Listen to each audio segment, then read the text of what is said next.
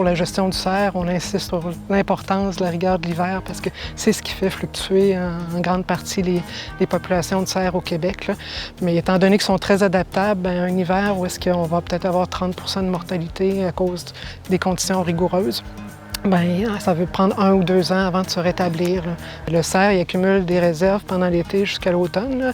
Il peut accumuler 30 % de réserves corporelles là, juste pour passer l'hiver. Puis il les utilise pendant l'hiver parce que ce qu'il mange, c'est vraiment ligneux. C'est pas quelque chose qui va lui faire prendre du poids, disons, là.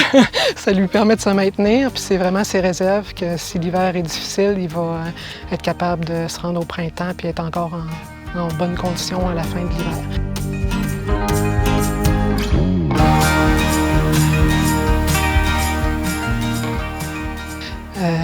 Le cerf est une hauteur de patte à peu près 50 cm. Fait qu'avec la neige qu'on peut avoir ici au Québec, quand le cerf enfonce là, à partir de 40-50 cm, pour lui, c'est difficile de se déplacer, ça lui demande beaucoup d'énergie. C'est pour ça que quand ces conditions de neige-là sont réunies, les cerfs vont se rassembler dans ce qu'on appelle des ravages, là.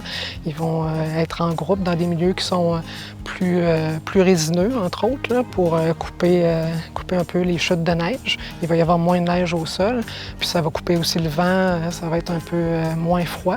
Puis ils vont choisir ces habitats-là aussi, pas seulement à cause des résineux, mais il faut qu'il y ait des feuillus un peu, ou en tout cas de la nourriture, des ramilles là, qui sont intéressantes à brouter.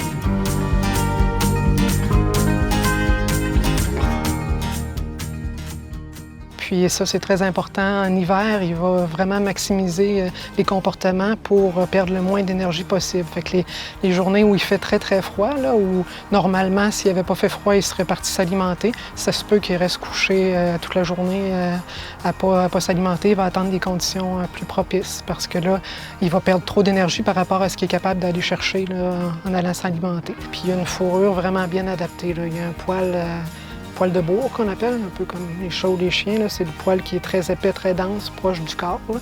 Puis il y a des poils de garde qui sont des grands poils par-dessus, qui sont vides, qui sont creux. Il y a de l'air dedans. Puis ça augmente l'isolation, là. Pour un amateur de pêche, vous devez peut-être savoir que ça sert à faire des mouches, entre autres. Parler, oui. Ouais.